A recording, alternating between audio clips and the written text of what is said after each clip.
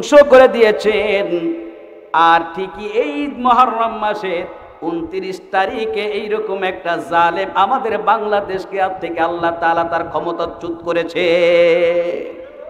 একজন উকিলও নাই, 10 দিনের রিমান্ড কেবল শুরু, কেবল শুরু। আজকে একজন বলতেছে, হুজুর পলকে পলকে সবাইকে ধরছে, পলকে পলকে সবাইকে ধরছে। তার মানে পলক আছে কি মন্ত্রী, ওটা তো ধরা খাইছে সাবেক মন্ত্রী। ইন্টারনেট বন্ধ করে দিয়ে ছাত্রদের উপর নির্যাতন করেছে, ফেসবুক বন্ধ করে দিয়ে ছাত্রদের উপর নির্যাতন করেছে। তখন বলে আমরা তো ইন্টারনেট বন্ধ করি নাই, আমাদের বাংলাদেশের রেমিটেন্স যোদ্ধা তারাও বলেছে পলক দাদা আমরাও রেমিটেন্স বন্ধ করি নাই, এমনি এমনি বন্ধ হয়ে গেছে। কষ্ট পাচ্ছেন? কষ্ট পাচ্ছেন? কিছু কথা শুনে যান। আমি তো আপনাদের সন্তান। ওই 5 তারিখের পর থেকে এই পর্যন্ত আল্লাহ তাআলা বিভিন্ন জায়গায় প্রোগ্রাম করাইছে, দোয়া মাহফিল ইত্যাদি ইত্যাদি। সব জায়গায় আমি এই কথাগুলা বুক ফুলে বলেছি। আল্লাহ তাআলা কি পারেন? কুলিল্লাহুম্মা মালিকাল মুলক তুতিল মুলকা মান তাশা ওয়া তানজুল মুলকা মিম্মান তাশা ওয়া তুইজ্জু মান তাশা ওয়া তুযিল্লু মান তাশা বিয়াদিকাল খায়র ইন্নাকা আলা কুল্লি শাইইন কাদির। আল্লাহু আকবার। দুইজনে রওনা করছে, দুই বন্ধু নৌকায় করে। একজনের দাড়িটারি ছিল দরবেশ, কামাইয়া হুমান বানাইছে, লুঙ্গি পরে চোরের মতো বাংলাদেশের 7টা ব্যাংকে 36,000 কোটি ঋণ নিয়া চোরের মতো নৌকায় রাত্রে পালানো দোষ। এই নিউজ তো আপনারা জানেন না নাকি? নাম কি? না, সালমানের সাল আছে, মান নাই। ওর শরীরে চামড়া আছে কিন্তু মান সম্মান নাই, এই জন্য সাল আছে মান নাই। সাল থাকবে, ও তো সালের উপর পিটান লাগবে না, এই জন্য সাল ডাল্লা রাখছে। হিন্দুদেরও হার মানাইছে ঠিকই। তা দেখেন, এরা এক সময় মাথায় সুন্দর গোমটা দিয়া, হাতে তসবি নিয়া, জনগণের ধোকা দিয়া ক্ষমতায় আইছে। ক্ষমতায় আসার পরে আসল রূপ বাইরেই গেছে। আমি দেখলাম এই দলের বড় বড় যারা নেতারা আছে, সব নেতাদের চরিত্র হিন্দুর চেয়েও জঘন্য। আইনমন্ত্রীরা যখন ধরছে কোস্টগার্ড, তখন ওই সালমান এফ রহমান লুঙ্গি পরে, দাড়ি কামাই না তো, আগে তো দাড়ি ছিল, চশমা পরে চুপ করে বসে রয়েছে। আনিসুর রহমান কয় আমারে ধরছো, ওরে ধরবা না? কও কিরা? কয় তো সালমান এফ রহমান। মানে কোস্টগার্ড ওরা চিনতে পারে নাই যে শয়তান একটা বসে রয়েছে। দুই বন্ধু চিন্তা করছে আমি আল্লাহ একা বন্ধু ধরা খাবো, তুই বন্ধু শান্তিতে থাকবি, এটা তো হইতে পারে না। চিন্তা করেন, আজকের রাজা কালকের ফকির। আজকে সম্মান দিয়ে আল্লাহ আমাকে এই চেয়ারে বসিয়েছেন, আমি যদি কোরআনের হক কথা না বলি, এই চেয়ার থেকে নামিয়ে আল্লাহ তাআলা আমাকে সুইপার বানাতে পারেন। জোরে বলেন ঠিক কিনা? জানেন তা, যেদিন সোমবার ছিল 5ই আগস্ট, সেদিন আরবি মাস ছিল 29 মুহররম। একই মাসে প্রথম দিক থেকে ফেরাউন, আসল ফেরাউন, আর শেষের দিকে লেডি ফেরাউনকে আল্লাহ তাআলা তার ক্ষমতা থেকে ছিন্ন করে দিয়েছেন। সেই রব, সেই আমার আল্লাহ এখন আছে না নাই? তার নমুনা আমরা পাইছি কিনা বলেন? পেয়েছি, আলহামদুলিল্লাহ। আমার ভাইয়েরা, এইবার শুনুন, ফেরাউন যখন তার দলবল নিয়ে সমুদ্রের মধ্যে রওনা করলো, অমনি আল্লাহ বলেন ও সমুদ্রের পানি ওরে ধর। যখন সমুদ্রের পানি ধরে পড়লো, তখন ফেরাউন কলেমা পড়লো। এইবার একটু মনোযোগ দিবেন যে ফেরাউন কলেমা পড়েছে এই কথাটা আমরা অনেকেই জানি, কিন্তু ভালো করে উপলব্ধি করি নাই। হাত্তা ইযা আদরাকাহুল গরকু ক্বালা আমানতু আন্নাহু লা ইলাহা ইল্লাল্লাযী লা ইলাহা ইল্লাল্লাযী আমানাত বিহি বানু ইসরাঈল ওয়া আনা মিনাল মুসলিমিন। আল্লাহু আকবার। কষ্ট হচ্ছে আপনাদের? আমার আল্লাহ বলেন হাত্তা ইযা আদরাকাহুল গরক, আমি আমার পাশে আলেমদেরকে বসাইছি, এই জন্য আমার ভুল হইলে শোধরাই দেবেন। আমি তো আলেম না, মুফাসসিরও না, যদি ভুল হয় আমাকে ধরিয়ে দেবেন, এই জন্য আলেম পাশে বসাইছি। আর আপনারাও যদি ভুল হয় আমাকে ধরিয়ে দিবেন। আমি আল্লাহর কোরআন থেকে বলছি, আমার বানানো কথা না, আমার বাবারও কথা না, আমার 14 গোষ্ঠী কথা না, আমার দলেরও কথা না। এই কোরআনুল কারীম কার কথা? হাত্তা ইযা আদরাকাহুল গরক, যখন সে হাবুডুবু খাচ্ছে সমুদ্রের মধ্যে, ক্বালা আমানতু, তখন তিনি বললেন আমি ঈমান এনেছি। আমানতু, ঠিক আছে ভাইয়া, আমানতু, আমি ঈমান এনেছি। লা ইলাহা, আল্লাহ ছাড়া কোনো ইলাহা নাই, আল্লাহ ছাড়া কোনো, কথা বুঝতেছেন তো?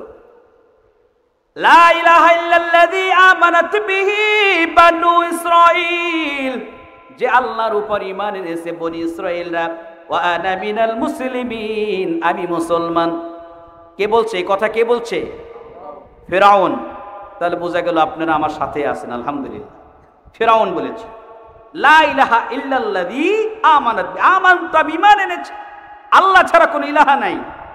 এইবার আপনারাও তো মাঝে মাঝে ফতোয়া দেন, মরার আগে যদি কেউ কলেমা পড়ে, ওই হাদিসটা আপনারা বলেন দাখালাল জান্নাহ, সেই ব্যক্তি জান্নাতে যাবে, প্রবেশ করবে। আমিও হাদিসের উপর বিশ্বাস করি, কিন্তু একটু আপনাদের সামনে একটু কথা বলি। বলেন তো, ফিরআউন ঈমান এনেছে, লা ইলাহা ইল্লাল্লাহ পড়েছে, ঈমান এনেছে, আল্লাহ তাআলা কি ওই ফিরআউনের ঈমান গ্রহণ করছে? কেন? জুলুম করছে। আর কি? দুই একটা বলেন আমার ভাইরা। এটা তো আছে, জুলুম করেছে। আল্লাহ তাআলা কোরআনে বলেছেন অসংখ্য জায়গায়, আল্লাহু লা ইয়াহদিল কওমাদ যালিমিন, আল্লাহ জালেমদেরকে হেদায়েত দেবেন না, বলেন না? এখন দেখেন এই কয়দিনে যত জায়গায় আমি প্রোগ্রাম করেছি, কিছু কিছু মানুষ এই কথা আমাকে বলে, হুজুর আল্লাহ তো হেদায়েত দিতেও পারে। আমি কে কেমনে দেবে? আল্লাহ তো দিতে পারে। আমি কে আল্লাহ তো দিতে পারে, নাও তো দিতে পারে, কারণ আল্লাহ বলছে আমি জালেমরে কোনোদিন হেদায়েত দেব না। আল্লাহু লা ইয়াহদিল কওমাদ যালিমিন, জালেমদেরকে আল্লাহ কখনো হেদায়েত দেবেন না। আমার ভাইয়েরা, এই ফিরআউন কলেমা পড়েছে, তারপর আল্লাহ তাআলা ওর কলেমা গ্রহণ করেন নাই। কারণটা কি? আপনারা বলেছেন যে ওই স্বৈরাচার, ও জালেম, এই জন্য আল্লাহ তাআলা ওর কলেমা গ্রহণ করেন নাই। আবার অনেক জায়গায় এভাবে উত্তর দিয়েছেন আমাকে যে মরার আগে কলেমা পড়ছে, এই জন্য মরার সময় আল্লাহ কলেমা গ্রহণ করে নাই। সব ঠিক আছে, ওই ঠিকের সাথে আর একটু ঠিক, যেটা আমি যেটা অনুধাবন করেছি, আমি যেটা গবেষণা করেছি, সেটা আপনাদের সামনে আমি বলছি। আপনারা যা বলছেন ওগুলা সব ঠিক আছে, তারপরও একটা জিনিস দেখেন, আমাদের এলাকায় যখন মানুষ মরে যায়, কবরে যখন রাখা হয়, কবরে রাখার সময় আমরা একটা দোয়া পড়ি। সেই দোয়াটার নাম কি? বিসমিল্লাহি ওয়া আলা মিল্লাতি রাসূলিল্লাহ, বিসমিল্লাহি ওয়া আলা মিল্লাতি রাসূলিল্লাহ, আল্লাহর নামে রসুলের দলে তোমারে রাখলাম। এই দোয়াটা পরে কখন? কবরে রাখার সময়, কবরে রাখার সময়। আচ্ছা, বিসমিল্লাহ আল্লাহর নামে, ওয়া আলা মিল্লাতি রাসূলিল্লাহ, রসুলের জিম্মায় রসুলের দলে রাখলাম, এটা পরে মরার পর কবরে রাখার সময়। তখন আপনাকে বাধ্যতামূলক বা জোর করে হলেও আপনাকে রসুলের দলে দিয়ে দিল হুজুররা। আপনি এখন আছেন কার দলে? আপনি এখন জীবিত আছেন, এখন আছেন আপনি কার দলে?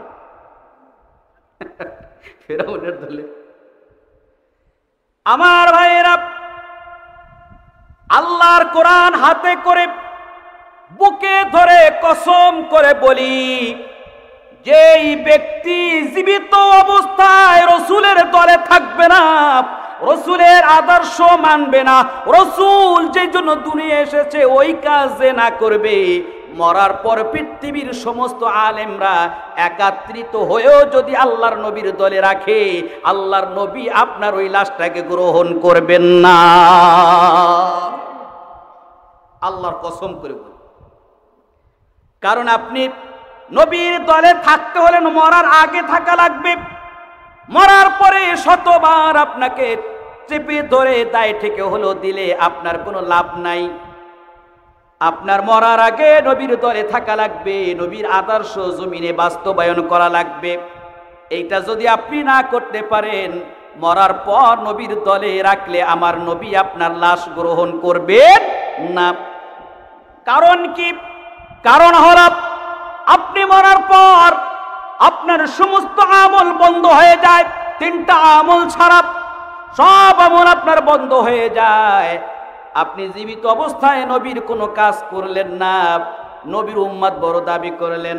আমার ভাইরা, আল্লাহর নবী সাল্লাল্লাহু আলাইহি ওয়াসাল্লাম বলেছেন, যে ব্যক্তি একজন জালেমের পিছনে দল ভারী করার জন্য শুধু হাঁটে, ভালো করে বোঝেন, আমার নবী বলেছেন যেই ব্যক্তি একজন জালেমের দল ভারী করার জন্য তার পিছনে পিছনে হাঁটে, সে জানে এই ব্যক্তি জালেম, তারপরও তার পিছনে হাঁটে, আমার নবী বলেন ওই ব্যক্তি ইসলাম থেকে খারেজ হয়ে গেল, ইসলাম থেকে সে বের হয়ে গেল। কি আপনি বুঝতেছেন আমার কথা? তাহলে আপনি আমি যে ইসলাম থেকে কবে যে বের হয়ে গেছি এইটাই তো আমরা জানি না। এইবার শোনেন, ফিরআউন বলেছে লা ইলাহা ইল্লাল্লাহ, আমি ঈমান এনেছি আল্লাহ ছাড়া কোনো মাবুদ নাই। ওই ফিরআউনের কলেমা আল্লাহ গ্রহণ করে নাই, ওর ঈমান আল্লাহ গ্রহণ করে নাই, কারণ ও আল্লাহর উপর ঈমান এনেছে কিন্তু পয়গম্বর মুসা নবীর উপর ঈমান আনে নাই, যার কারণে আল্লাহ তাআলা ওর কলেমাও গ্রহণ করে নাই। আপনি নামাজ পড়বেন, রোজা রাখবেন, আর আপনি নবীর আদর্শ যদি নবী কোরআন কায়েমের জন্য রক্ত দিয়েছেন, দাওয়াত ভেঙেছেন, হিজরত করেছেন, কষ্ট করেছেন, আপনি নবীর উম্মত দাবি করবেন, এই কাজগুলা যদি আপনি না করেন, আপনি যত নামাজ পড়েন, আপনি আল্লাহ এবং আল্লাহর নবীর সঠিক কাজটা আপনি এখনো করতে পারেন না। কথা বুঝতেছেন? আল্লাহ তাআলা এইভাবে জালেম সৈরাচার ফিরআউনকে আল্লাহ তাআলা ধ্বংস করে দিলেন। ও বলে আনা মিনাল মুসলিমিন, আল্লাহ বলেন তুই ছিলি সন্ত্রাস। এই গেল ফিরআউনের সংক্ষিপ্ত কথা। মানুষ জুলুম করে কেন? জুলুম কারা করে? ওয়াল কাফিরুনা হুমুজ জালিমুন, কাফেররা সব সময় জালেম। আর দুই নম্বর হচ্ছে মুনাফিকরা জালেম। কাফেররা জালেম আর কারা? মুনাফিকরা জালেম। মানুষ কয়েক কারণে জুলুম করে মানুষের উপর। এক নম্বর, যখন সে দেখে আল্লাহ তাআলা তাকে সম্পদ দিয়েছেন, এই সম্পদের গরমে সেই ব্যক্তি জালেম হয়ে যায়। কিছু কিছু মানুষ, তার উদাহরণ কারুন। ইন্না কারুন ফিরআউন, ইন্না কারুন, এই জমিনে আল্লাহ তাআলা কারুনের ঘটনা আমাদেরকে জানিয়ে দিলেন। কারুন ছিল সম্পদশালী একজন ব্যক্তি। ইন্না কারুন কানা মিন কওমি মূসা ফাবাগা আলাইহিম ওয়া আতাইনাহু মিনাল কুনুজি মা ইন্না মাফাতিহু লাতানু বিল উসবাতি লিল কুওয়া। এই কারুন ছিল মিশরের রাজধানী কায়রো থেকে 170 অথবা 72 কিলোমিটার দূরে ফায়ুব নামক স্থান, এই স্থানে ছিল কারুনের বাড়ি। মাত্র ওর জমি ছিল 55,000 একর জমি। কয় হাজার? 55,000। তাহলে 55,000 এটা কতটুক? আমাদের বাংলাদেশটা কতটুক? 56,000 বর্গমাইল। না, এখন 56,000 নাই, এখন আছে 54,000, বাকি 2,000 গেছে মামুবাড়ি। বোঝেন? এই হিসাব রাখেন। এই বাংলাদেশটা আপনার আমার সম্পদ কিভাবে লুণ্ঠিত হয়েছে এই খবর আমরা রাখি না, এই খবর আমরা রাখি না। হুজুগে বাঙালি যেই দিকে জোয়ার আছে সেই দিকে আমরা বাদাম দেই। এই বাংলাদেশের 1 ইঞ্চি জমিন আমরা কোন দেশকে ছেড়ে দেব না ইনশাআল্লাহ। বলেন ইনশাআল্লাহ। যা গেছে আবার ফিরিয়ে আনা হবে, ফিরিয়ে আনা হবে আমাদের এই মাতৃভূমি প্রিয় বাংলাদেশটাকে। আমরা 1971 সালের স্বাধীনতা দেখি নাই, 2024 সালের একজন উকিলও নাই, 10 দিনের রিমান্ড কেবল শুরু, কেবল শুরু। আজকে একজন বলতেছে হুজুর পলকে পলকে সবাইকে ধরছে, পলকে পলকে সবাইকে ধরছে। তার মানে পলক আছে কি মন্ত্রী, ওটা তো ধরা খাইছে সাবেক মন্ত্রী। ইন্টারনেট বন্ধ করে দিয়ে ছাত্রদের উপর নির্যাতন করেছে, ফেসবুক বন্ধ করে দিয়ে ছাত্রদের উপর নির্যাতন করেছে। তখন বলে আমরা তো ইন্টারনেট বন্ধ করি নাই, আমাদের বাংলাদেশের রেমিটেন্স যোদ্ধা তারাও বলেছে পলক দাদা আমরাও রেমিটেন্স বন্ধ করি নাই, এমনি এমনি বন্ধ হয়ে গেছে। কষ্ট পাচ্ছেন, কষ্ট পাচ্ছেন? কিছু কথা শুনে যান। আমি তো আপনাদের সন্তান। ওই 5 তারিখের পর থেকে এই পর্যন্ত আল্লাহ তাআলা বিভিন্ন জায়গায় প্রোগ্রাম করাইছে, দোয়া মাহফিল ইত্যাদি ইত্যাদি। সব জায়গায় আমি এই কথাগুলা বুক ফুলে বলেছি। আল্লাহ তাআলা কি পারেন? কুলিল্লাহুম্মা মালিকাল মুলক তুতিল মুলকা মান তাশা ওয়া তানজিউল মুলকা মিম্মান তাশা ওয়া তুইজ্জু মান তাশা ওয়া তুযিল্লু মান তাশা বিয়াদিকাল খায়র ইন্নাকা আলা কুল্লি শাইইন কাদির। আল্লাহু আকবার। দুইজনে রওনা করছে, দুই বন্ধু নৌকায় করে। একজনের দাড়িটারি ছিল দরবেশ, কামাইয়া হুমান বানাইছে, লুঙ্গি পরে চোরের মতো বাংলাদেশের 7টা ব্যাংকে 36,000 কোটি ঋণ নিয়া চোরের মতো নৌকায় রাত্রে পালানো দোষ। এই নিউজ তো আপনারা জানেন না নাকি? নাম কি? না, সালমানের সাল আছে, মান নাই। ওর শরীরে চামড়া আছে কিন্তু মান সম্মান নাই, এই জন্য সাল আছে মান নাই। সাল থাকবে, ও তো সালের উপর পিটান লাগবে না, এই জন্য সাল ডাল্লা রাখছে। হিন্দুদেরও হার মানাইছে ঠিকই। তা দেখেন এরা একসময় মাথায় সুন্দর গোমটা দিয়া, হাতে তসবি নিয়া, জনগণরে ধোকা দিয়া ক্ষমতায় আইছে। ক্ষমতায় আসার পরে আসল রূপ বাইরেই গেছে। আমি দেখলাম এই দলের বড় বড় যারা নেতারা আছে, সব নেতাদের চরিত্র হিন্দুর চেয়েও জঘন্য। আইনমন্ত্রীরা যখন ধরছে কোস্টগার্ড, তখন ওই সালমান এফ রহমান লুঙ্গি পরে, দাড়ি কামাই না তো, আগে তো দাড়ি ছিল, চশমা পরে চুপ করে বসে রয়েছে। আনিসুর রহমান কয় আমারে ধরছো, ওরে ধরবা না? কিরা কয় সালমান এফ রহমান। মানে কোস্টগার্ড ওরা চিনতে পারে নাই যে শয়তান একটা বসে রয়েছে। দুই বন্ধু চিন্তা করছে আমি আল্লাহ একা বন্ধু ধরা খাবো, তুই বন্ধু শান্তিতে থাকবি, এটা তো হইতে পারে না। চিন্তা করেন, আজকের রাজা কালকের ফকির। আজকে সম্মান দিয়ে আল্লাহ আমাকে এই চেয়ারে বসিয়েছেন, আমি যদি কোরআনের হক কথা না বলি, এই চেয়ার থেকে নামি আল্লাহ তাআলা আমাকে সুইপার বানাতে পারেন। জোরে বলেন ঠিক কিনা? আল্লামা মকবুল মগফুর দিলওয়ার হোসেন সাইদি, কি অপরাধ ছিল তার?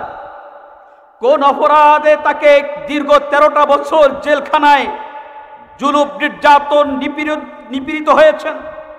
তাকে যে তোকমা দিয়ে অপরাধী করেছে, সেই ভাষাটা ছিল রাজাকার। সেই ভাষাটা ছিল কি? রাজাকার। আল্লাহর কি খেলা!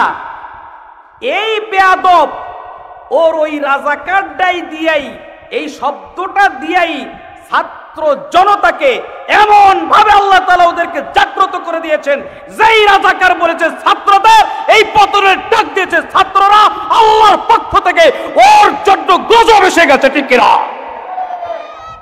নাহলে রাজাকার কবি কে? ছাত্ররা তখন কি বলল? আমি কে, তুমি কে, রাজাকার রাজাকার। কে বলেছে স্বৈরাচার স্বৈরাচার? যে শব্দটা ছিল এই সমস্ত আলেমদের জন্য গালি, এই শব্দটা এই সমস্ত যুবকরা এখন এটাকে নিয়ে গর্ববোধ করছে। আল্লাহু আকবার। আল্লামা দেলোয়ার হোসেন সাঈদীর ব্যাপারে কি বলবেন আপনি? আপনি তার কোন দিক থেকে আপনি তাকে দেখেন?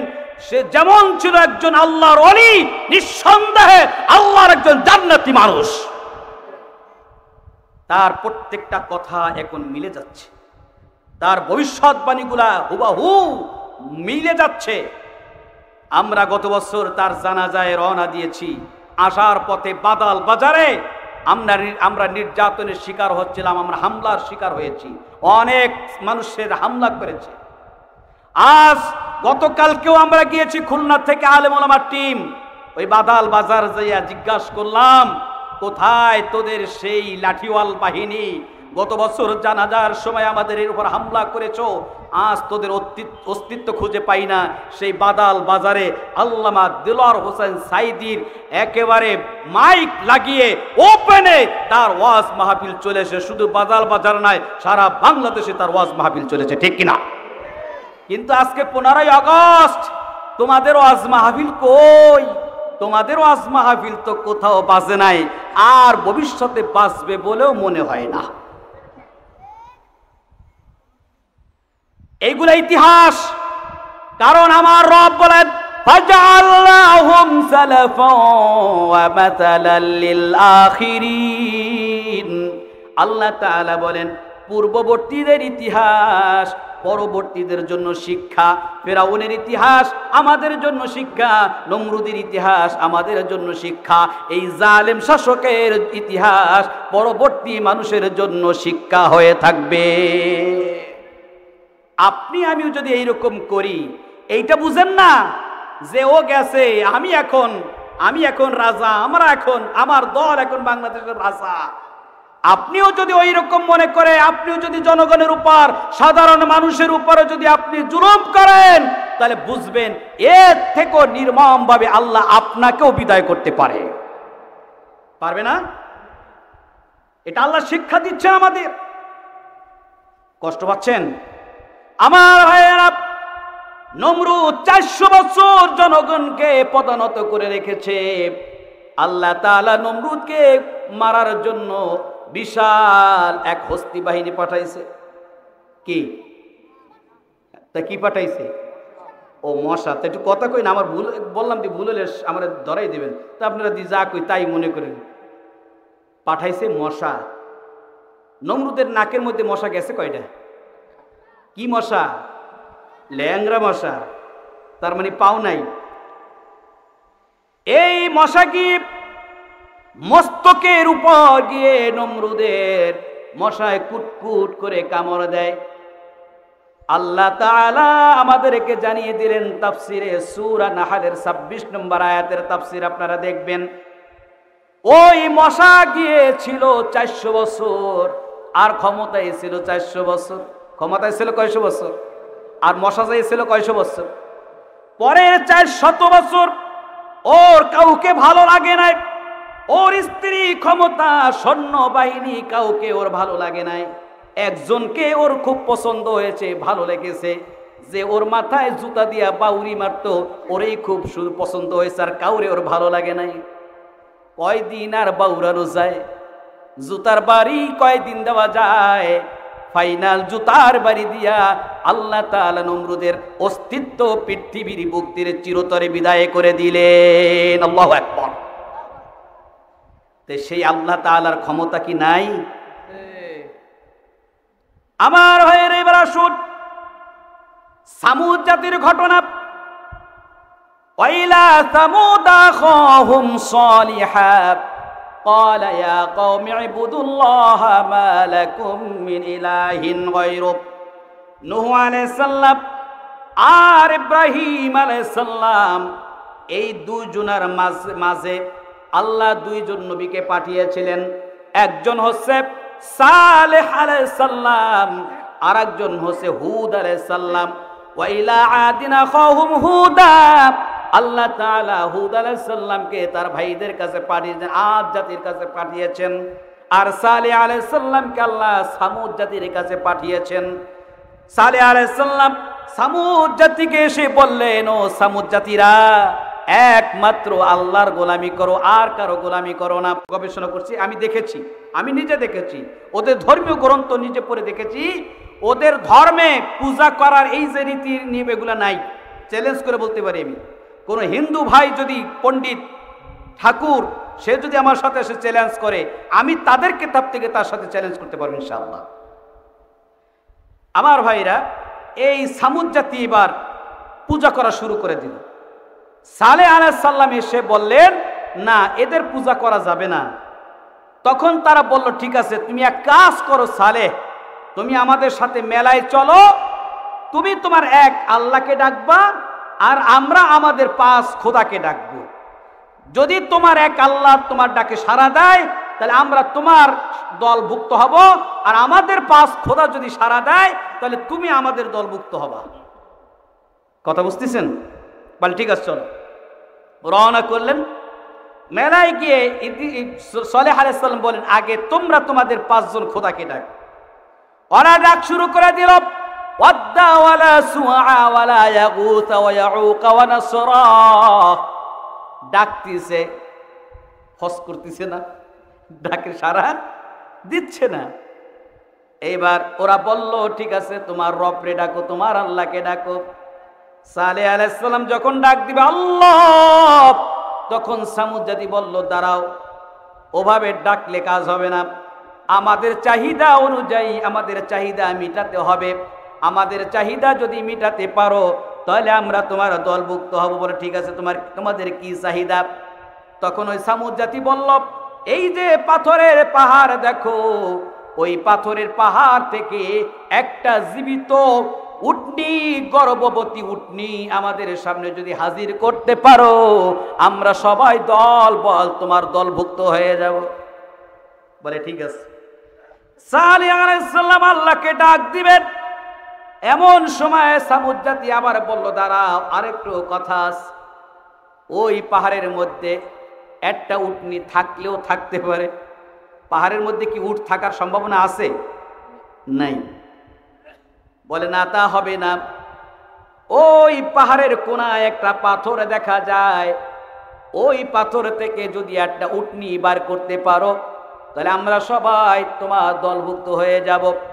সালেহ আলাইহিস সালাম যখন আবার ডাক দিবেন আল্লাহকে, তখন আবার সামুদ জাতি বলল, না, হবে না, দাঁড়াও, ওটাও তো পাহাড়ের কোনায়, একটু দূরে একটা পাথর পড়ে আছে, ওই পাথর থেকে যদি একটা উটনি বের করতে পারো তাহলে আমরা সবাই তোমার আল্লাহর উপর ঈমান আনবো।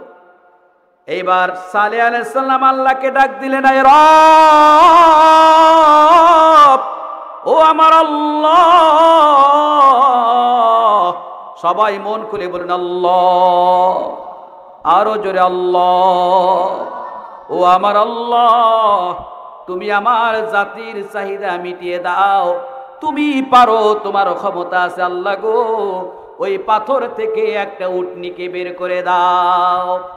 তাফসিরে এসেছে, বুখারী শরীফের তাফসির অধ্যায়, ওই পাথরটা যেমন গর্ভবতী মায়েরা তাদের পেট যেমন বড় হয়, ওদের সামনে ওই পাথর আস্তে আস্তে ফুলে বড় হতে লাগলো।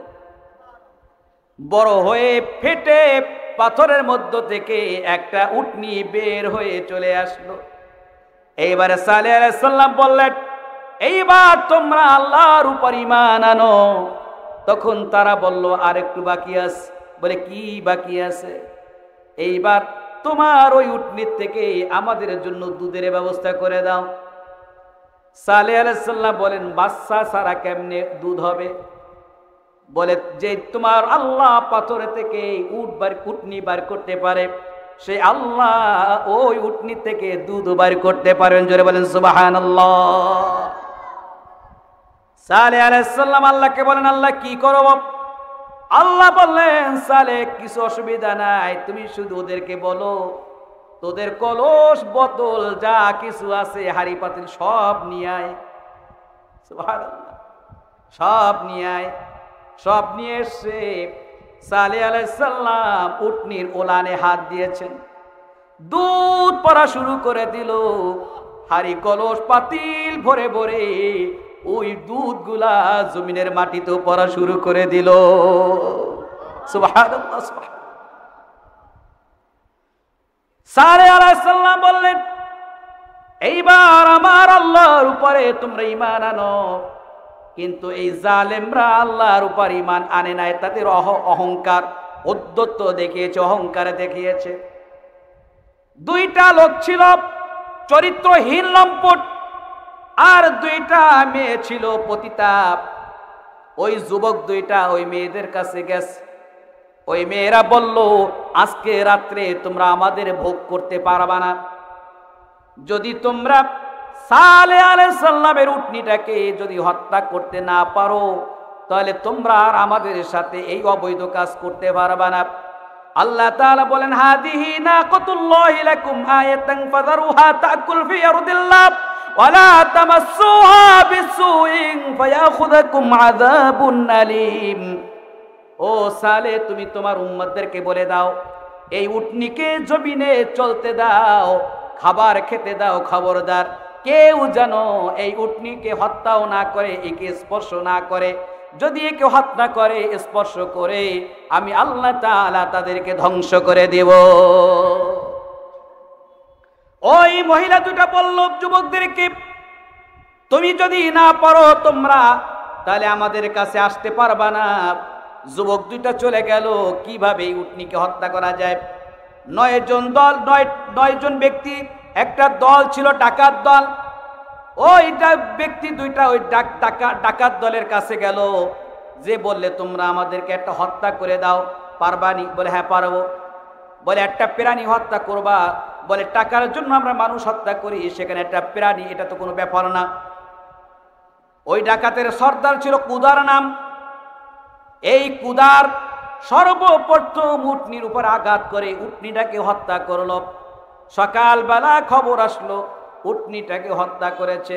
সালেহ আলাইহিস সালাম তার কওমদের কাছে বলল, তোমরা সত্য কথা বলো, কে উটনিকে হত্যা করেছো? তোমরা না বললে আমার রব আমাকে জানিয়ে দিবেন, আমি কিন্তু জেনে যাব।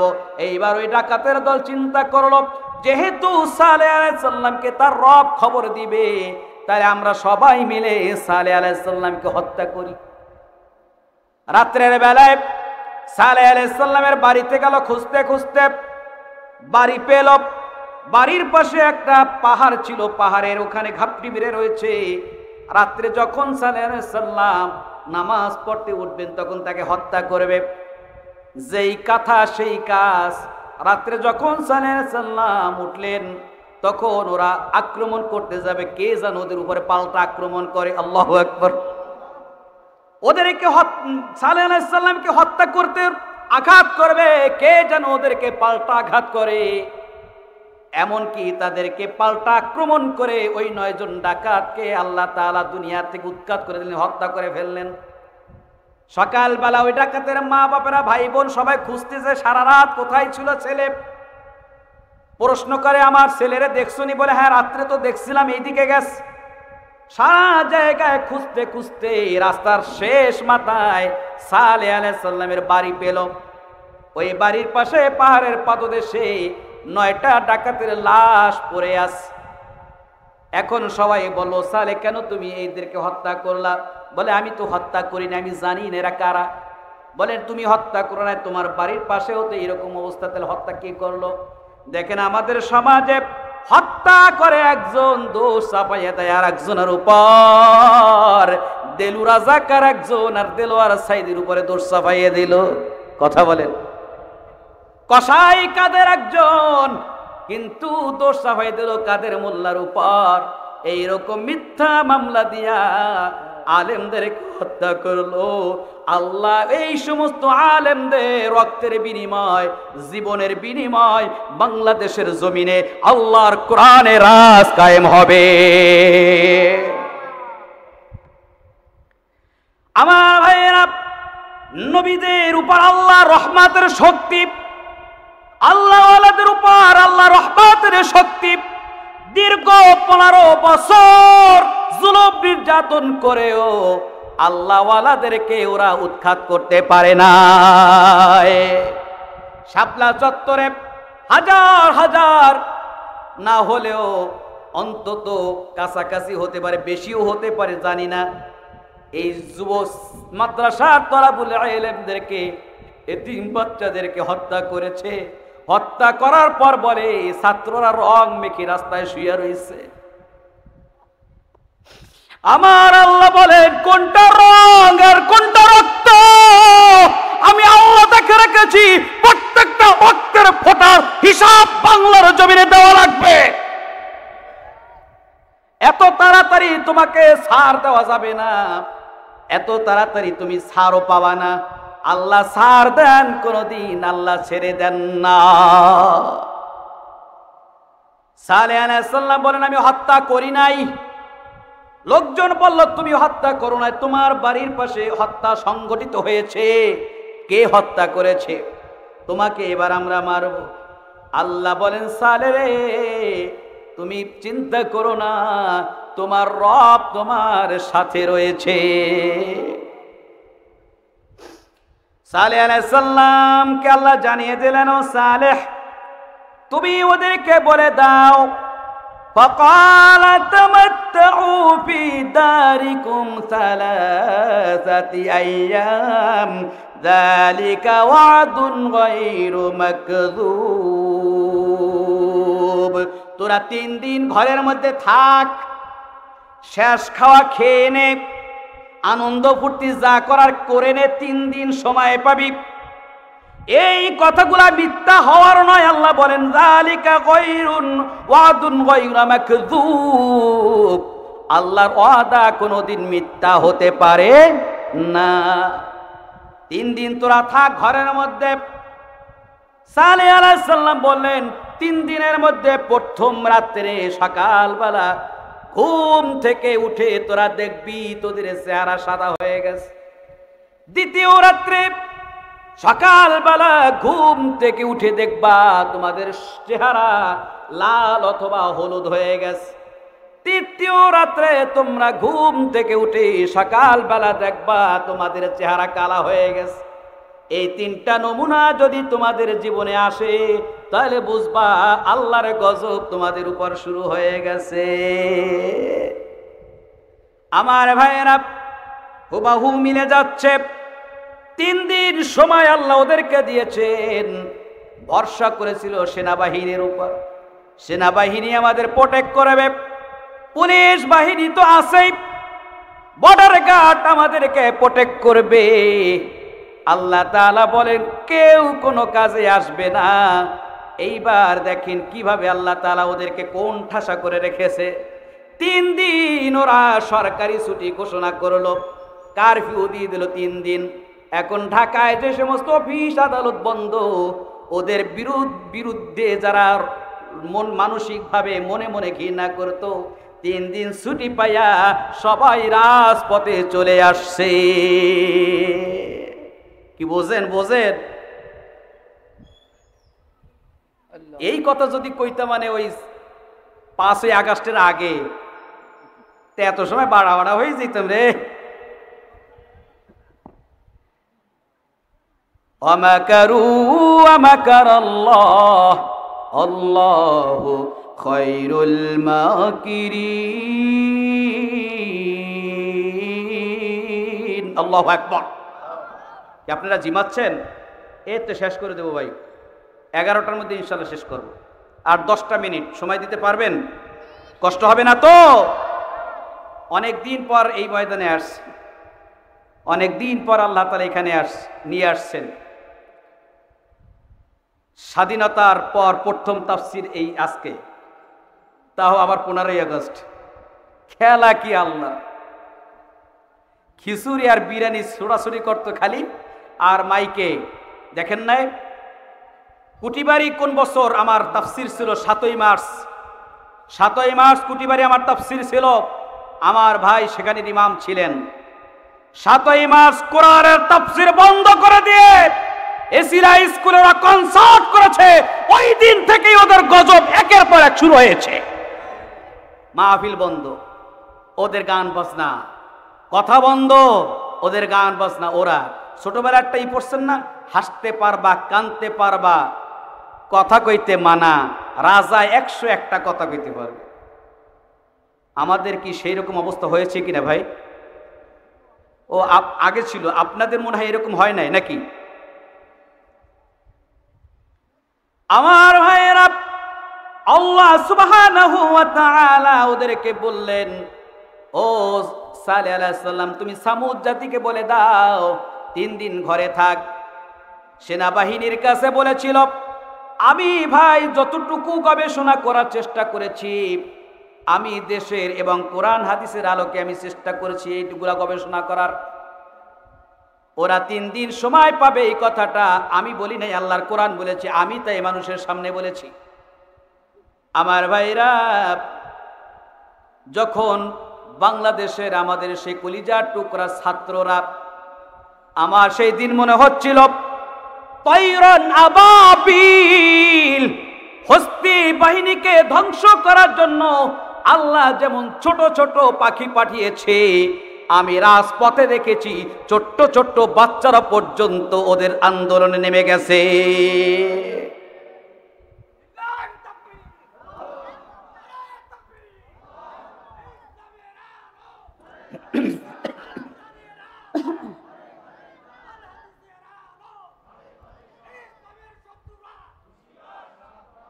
আমার ভাইয়ারা, শুধু তাই নয়, একটা ছোট্ট বাচ্চা হাতে বিস্কুট নিয়ে, আমি আমাদের বাংলাদেশের পুলিশদেরকে ছোট করি না, কিন্তু ওদেরকে এমন ভাবে এই জালেম এমন ভাবে পুলিশদেরকে আমাদের সামনে করেছে, এখন আমরা পুলিশদেরকে দেখলে ঘৃণা করি, ঠিক কিনা? এটা ওই পুলিশ ভাইদের দোষ না, এরা তো চাকরির তাগিদে কথা শুনতে বাধ্য হয়েছে। ছোট্ট একটা বাচ্চা বিস্কুট একটা নিয়ে কুকুরকে যেমন ডাকে, ওই রকম পুলিশের সামনে পুলিশরে ডাকে, আয় তু তু তু। এই দৃশ্য যখন আমার চোখের সামনে আসলো, আমি তখন আল্লাহর কোরআনটাকে রেখে বুকে রেখে বলি, আমি আমার মুসল্লিদেরকে বলেছি, আমি আমার ওয়াইফরে বলেছি, এই জালেমের পতন হয়ে গেছে। তৈরান আবাবিল, ঝাঁকে ঝাঁকে মানুষ কোথা থেকে আসলো, আর পুলিশ বলেছে, স্বরাষ্ট্রমন্ত্রী সাবেক ওই বদমাইশের এক পুলিশ ভিডিও দেখায়, স্যার যেটারে গুলি করি ও মরে, কিন্তু ও যায়, বাকি আর কেউ যায় না। যে আহত হয় সে যায়, কিন্তু বাকি আর কেউ যায় না। আমি তখন বলি, কেন যাবে? ওরা তো আল্লাহর জমিনে জালেমদেরকে উৎখাত করার জন্য আল্লাহ নিজে পাঠিয়েছে। ফায়াকতুলুনা ইউকতালুন, হয় মরবো না হলে মারবো। ওরা ঠিকই মরছে আর মারছে। ওদেরকে কিভাবে উৎখাত করেছে? বঙ্গভবন থেকে তোমার গোপনীয় জিনিস বের করে করে বিশ্ববাসীর কাছে ওরা দেখাইয়ে দিয়েছে। যদি তুমি থাকতা তাহলে যে কি হইতো আল্লাহই ভালো জানে। সংসদ ভবন, সেখানে ছেলেরা যে কি সুন্দর আনন্দ ফুর্তি করেছে। ওই দিন আমিও ছিলাম ময়দানে। যখন ঘোষণা আসলো, তখন আমরা কয়েকজন আলেমরা মিলে চিন্তা করলাম, আল্লাহ তাআলা বিজয় দিয়েছেন, বিশ্বনবীকে বিজয় দিয়েছেন। আর বিশ্বনবী মক্কা বিজয়ের পর সর্বপ্রথম যে কাজটা করেছেন, মূর্তি ভেঙেছেন। আমরাও আলেমরা যাইয়া রেডিও সেন্টারের ওই মূর্তিটারে ভাঙছি। এটা আমাদের ঈমানি দায়িত্ব, আমরা তাকে ছোট করি না। ওই ব্যক্তির জন্য দোয়া করি, বাংলাদেশের জন্য যারা জীবন দিয়েছেন ৭১-এর সময়, তারা ভালোর জন্য, বাংলাদেশটাকে স্বাধীন করার জন্য জীবন দিয়েছেন, রক্ত দিয়েছেন। দুর্ভাগ্য কপাল পরা আমরা ৫৩ বছর হয়ে গেল, আমরা স্বাধীনতাটাকে ধরে রাখতে পারি নাই। তারা আমাদেরকে একটা স্বাধীন বাংলা উপহার দিয়েছে, আমরা ধরে রাখতে পারি নাই।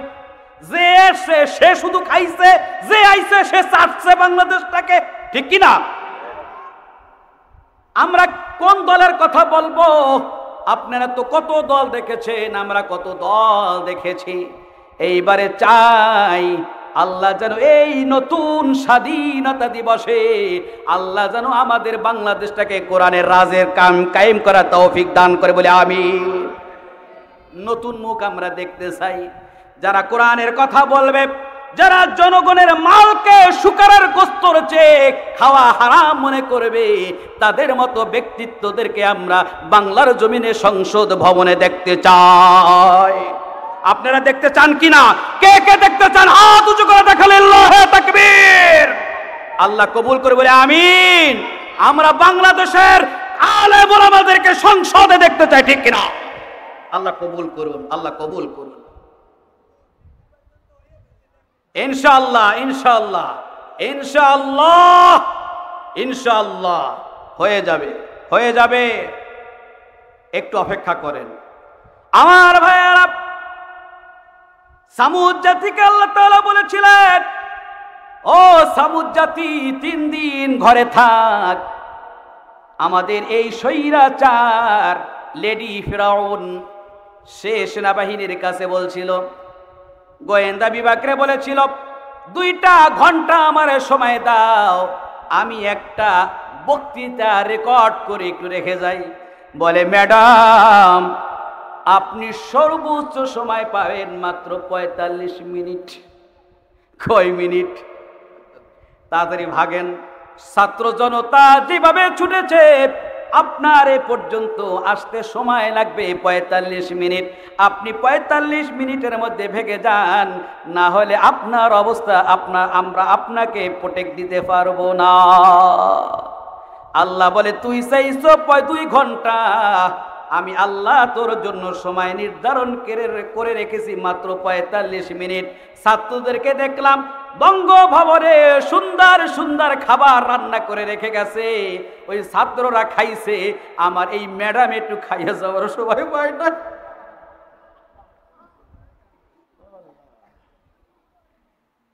কষ্ট হচ্ছে। আমি আমার ভাইরা এদের ইতিহাস থেকে আমরা শিক্ষা নেব, আমরা এইরকম জালেম কোনোদিন হব না। এইভাবে আল্লাহ তাআলা সামুদ জাতিকে যেভাবে ধ্বংস করেছেন একেও ধ্বংস করেছেন। এবার দেখেন কিভাবে ধ্বংস করেছেন।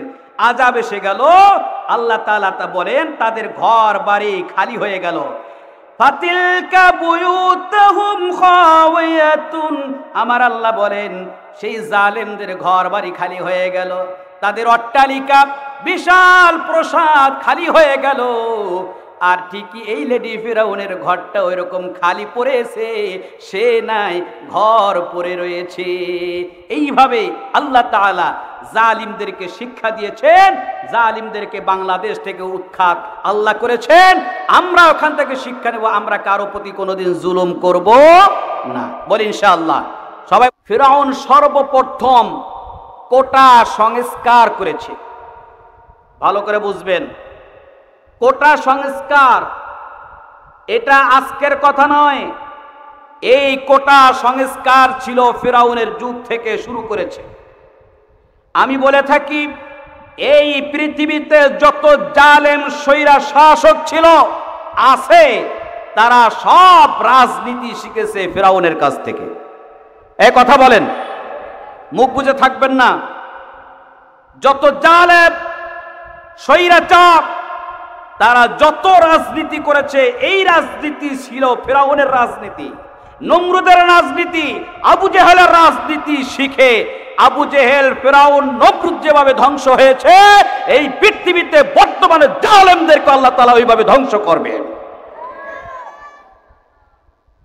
তাই কি কোটা সংস্কার করেছে আল্লাহ তাআলা বলেছেন, আমাদেরকে জানিয়ে দিয়েছেন কোরআনুল কারিমে। শুধু আমাদের একটু অ্যানালাইসিস করার অভাব, আমাদের গবেষণা করার অভাব, আমরা বুঝি নাই। কিন্তু ঠিকই ওই জালেমরা বুঝছে যে ফিরাউনের রাজনীতি কত নোংরা রাজনীতি ছিল, আর ফিরাউনের রাজনীতি কত ভয়ঙ্কর রাজনীতি ছিল, এটা জালেমরা বুঝেছে। আর ওই অনুযায়ী তারাও এই পৃথিবীতে শাসন করেছে, শাসক ছিল তারা। প্রিয় হাজিরিন, কি কোটা সংস্কার করেছে আল্লাহ তাআলা বলেন, শিয়াআন ইয়াস্তাদঈফু তায়ফাতুম মিনহুম, তার জনগণকে বিভিন্ন দলে বিভক্ত করে রেখেছে। একটা দল ছিল লাঠিয়াল বাহিনী, এই ভালো করে বুঝবেন আর মিলাবেন। একটা দল ছিল লাঠিয়াল বাহিনী। ফিরাউন লাঠিয়াল বাহিনী করেছে, বলেছে তোরা লাঠিয়াল বাহিনী হবি, তোদের কোনো চাকরি দেব না, তোরা কাজ করবি, তোরা সারা দিন মুসার লোক যেখানে পাবি সেইখানে পিটাবি, পিটানোর পরে আমার চেম্বারে আসবি, আমি সারাদিন পর তোদেরকে একটু হাদিয়া দেব, ওইটা নিয়ে তোরা খুশি থাকবি। কথা বুঝতেছেন? এই কথা বুঝতেছেন ভাই? এই পৃথিবীতে বর্তমানেও কিছু লাঠিয়াল বাহিনী ছিল। এই লাঠিয়াল বাহিনী আলেম ওলামা যেখানে পেয়েছে তাদের কণ্ঠকে চেপে ধরেছে, আলেম ওলামাদেরকে মেরেছে, আলেম ওলামাদেরকে পিটাইয়া হত্যা করেছে, আবার ফাঁসি দিয়েও হত্যা করেছে, মিথ্যা মামলা দিয়ে আলেমদেরকে সেই আয়না ঘরে রেখেছে, মিথ্যা মামলা দিয়ে টর্চার সেলে রেখে আলেমদেরকে নির্যাতন করেছে। এরা সব ফিরআউনের উত্তরসূরি। জোরে বলেন ঠিক কিনা? প্রিয় হাজিরিন, এই ফিরআউন কি করেছে? কিছু শক্তিশালী যুবকদেরকে লাঠিয়াল বাহিনী বানাইছে। দল ছিল অনেক, মারছে কয় দল রে? একটা দল রে। সেই দলটা কার দল? মুসার দল। মারছে একটা দল রে। দল ছিল অনেক, বাংলাদেশে অনেক দল আছে, কিন্তু বর্তমানে এই যেটা বিদায় নেছে এর টার্গেট ছিল সমস্ত আলেম ওলামাদের উপর, এবং ঠিকই এই কাজটা করেছে। শিক্ষানীতি, রাজনীতি, সব নীতিতে আলেমদেরকে কোণঠাসা করে রেখেছে। মাহফিলের মঞ্চে পর্যন্ত আমাদেরকে বুক ফুলে আমাদেরকে আত্মপক্ষ সমর্থন করার সুযোগ আমাদেরকে দেয় নাই, আমাদেরকে চেপে ধরেছে, বাক শক্তিকে কেড়ে নিয়েছে। এই রকম জালেম স্বৈরা শাসক আল্লাহ যেন এই বাংলাদেশের বুকে আর কোনোদিন না আনে। জোরে বলে আমিন। প্রিয় হাজিরিন, কষ্ট পেয়েন না, একটু বোঝার চেষ্টা করেন। দেশের উন্নয়ন কম করেনি, অনেক করেছে। ওইটা আর জাগ্রত হচ্ছে না, কারণ আলেমদের উপর মানুষ যেভাবে মেরেছে, জুলুম যেভাবে করেছে, এই জালেমরা যত ভালো কাজ করুক এই জালেমদের সুনাম কোনোদিন হতে পারে না। আর কি করেছে? ইউযাব্বিহু আবনাহুম, যুবকদেরকে হত্যা করেছে, ছেলেদেরকে হত্যা করেছে, জবাই করেছে। ওয়ায়াস্তাহি নিসাআহুম, আর মেয়েদেরকে কোটা দিয়েছে। কোটা বোঝেন তো? কোটা বোঝেন? যে কোটা আন্দোলনে তো আপনারা স্বাধীনতা অর্জন করছেন, সেই কোটাটা চিনতে হবে তো। এই কোটা কোথা থেকে এসেছে? আমাদের এই বাংলাদেশে নারীর কোটা বেশি, ছেলেদের কোটা কম। এটা নিয়েই তো দ্বন্দ্ব, নাকি? কথা বোঝেন না? এই নারীর কোটা দিয়েছে ফিরআউন, নারীদেরকে জীবিত রেখেছে, আর যুবকদেরকে লাঠিয়াল বাহিনী বানাইছে, আর কইছে ওরা চাকরি করবে আর তোরা ওই চাকরিজীবী মেয়েদের পিছনে পিছনে ঘুরবি ষাঁড়ের মতো। আল্লাহ তাআলা বলেন এই সমস্ত ফাসাদ করেছে। আর ইন্নাহু কানা মিনাল মুফসিদিন, ওই ফিরআউন ছিল একজন সন্ত্রাসী। ফিরআউন ছিল সন্ত্রাসী। এরপর আল্লাহ বলে, অনুরিদু আন্নাবুন্না আলাল্লাযীনা ইসতুদঈফু ফিল আরদি ওয়া নাজআলাহুম আইম্মাতাও ওয়া নাজআলা লাহুমুল ওয়ারিসিন। জবান খুলে বলে আল্লাহু আকবার। আল্লাহ তাআলা বলেন, অনুরিদু আন্নাবুন্না আলাল্লাযীনা ইসতুদঈফু, ওই ফিরআউন যে সমস্ত দুর্বল ব্যক্তিদের উপর নির্যাতন করেছে, নিপীড়ন করেছে, তাদেরকে হত্যা করেছে, তাদেরকে মেরেছে, আমি আল্লাহ তাআলা যাদেরকে হত্যা করেছে, মেরেছে, তারপরও জুলুমের শিকার হয়ে মহান রবকে ভুলে যায় নাই, আমি তাদেরকে আমার জমিনের ওয়ারিস বানিয়ে দিয়েছি। আল্লাহু আকবার। আমি তাদেরকে আমার জমিনের ওয়ারিস বানিয়ে দিয়েছি। আজ এই বাংলাদেশে 15 বছর 7 মাস 5 দিন যাদের উপর নির্যাতন করেছে, তারা আল্লাহর উপর তাওয়াক্কুল করে রেখেছে, আল্লাহকে ভরসা করে আল্লাহর জমিনে দিন কায়েমের জন্য চেষ্টা চালিয়ে গিয়েছে, তাদেরকে শেষ করতে পারে নাই। কিন্তু আল্লাহ তাআলা বলেন আমি ফিরাউন হামান কারুনকে যেভাবে শেষ করেছি ওদের উত্তরসূরি ওদেরকে শেষ করে মুসার দলের যেমন আমি আমার জমিনের ওয়ারিস বানিয়ে দিয়েছি এই যুগে যুগে যারা আল্লাহর কাজ করতে গিয়ে কোরআনের কাজ করতে গিয়া জুলমের শিকার হবে রক্ত দেবে মার খাবে জীবন দেবে আমি তাদেরকে আবার জমিনের ওয়ারিস বানিয়ে দেব। তা বলেন তো আল্লাহ তাআলা ওই নির্যাতিত নিপীড়িত মাজলুম ব্যক্তিদেরকে আল্লাহর এই জমিনের ওয়ারিস বানাইলেন কিনা? বানাইছেন কিনা? এটা আল্লাহর কথা, এটা আল্লাহর কথা। এরপর আল্লাহ বলেন অনুমাক্কিনা লাহুম ফিল আরদি ওয়া নুরিয়া ফিরআউন ওয়া হামান। আল্লাহ বলেন ওরা দেখবে ফিরআউনের গোষ্ঠী, এরপরে হামানের গোষ্ঠী, ওরা দেখবে মুসার দলকে কিভাবে আমি আমার ওয়ারিস বানিয়েছি। আর ওদের উত্তরসূরিরাও আজও দেখবে ওরা এত সহজে মরবে না, ওরা এত সহজে মরবে না। ওরা দেখবে যে ওদের এই জুলুমকৃত ব্যক্তিরা কিভাবে আল্লাহর জমিনে কোরআনের রাজ কায়েম করছে। ওরা দেখবে ওদের আল্লাহর জমিনে ওদের বিচার হবে, তারপর আল্লাহ ওদের উৎখাত করবে, ঠিক কিনা? এত সহজে ওরা মরবে না, এত সহজে মরবে না। প্রিয় হাজিরিন, এই ফিরাউন নির্যাতন করেছে। আল্লাহ তাআলা বলেন মুহররম মাসের 10 তারিখ আমি ফিরাউনের ইতিহাস, ফিরাউনের চ্যাপ্টারটা আমি ক্লোজ করে দিয়েছি। আল্লাহ তাআলা বলেন আমি ফিরাউনকে লোহিত সাগরের মধ্যে চুবিয়ে মেরেছি। ফিরাউন 1 সেকেন্ড 1 মিনিট আগে নদীতে নামার আগেও বোঝে নাই যে আমার মরার আজরাইল এই লোহিত সাগরে পড়ে আছে, ও বোঝে নাই। 10ই মুহররম যখন মুসা আলাইহিস সালাম তার দলবলদেরকে নিয়ে রওনা করলেন, সাগরের সামনে গিয়ে মুসার নবীর দলেরা বললেন ও পয়গম্বর এখন আমরা কোথায় যাব? ফিরাউন তো আমাদের পিছনে তো চলে আসছে, আমরা তো এখন ধরা খেয়ে যাব। তখন মুসা আলাইহিস সালাম তিনি বললেন ক্বালা কাল্লা ইন্না মা'আয়া রাব্বি সায়াহদিন।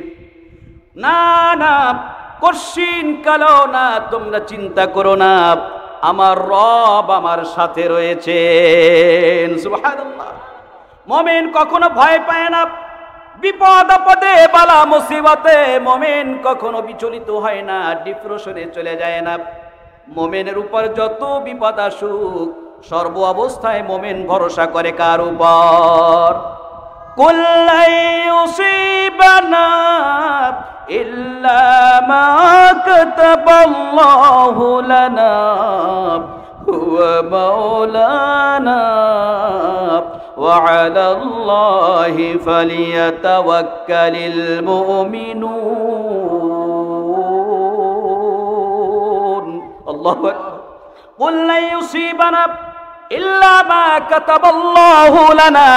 ও নবী আপনি বলে দেন আমাদের জীবনে যত যা কিছু ওই আমার আল্লাহ যা লিখে রেখেছেন ওইটাই ঘটবে। কিন্তু মুমিন সর্ব অবস্থায় বলে আমাদের অভিভাবক, আমাদের সাহায্যকারী একমাত্র কে? আমাদের অভিভাবক, আমাদের সাহায্যকারী একমাত্র আমাদের রব। মুমিন সর্ব অবস্থায় রবের উপরে তাওয়াক্কাল করে। মুসা আলাইহিস সালাম তার সাথীদেরকে বললেন, উম্মতদেরকে বললেন রব্বি সায়াহদিন, তোমরা চিন্তা করো না, আমার রব আমার সাথে রয়েছেন, তিনি আমাদেরকে পথ দেখাবেন। আল্লাহ তাআলা মুসাকে বললেন মুসা লাঠি দিয়ে বাড়ি মারো। লাঠি দিয়ে বাড়ি মারলেন, সমুদ্রটাকে 2টা ভাগ করে 2 পাশে পানিকে স্টপ করে রাস্তা যিনি করে দিয়েছেন তিনি কে? মুসা আলাইহিস সালাম তার দলবল নিয়ে চলে গেছে। ফিরআউন এসে দেখে মাশাআল্লাহ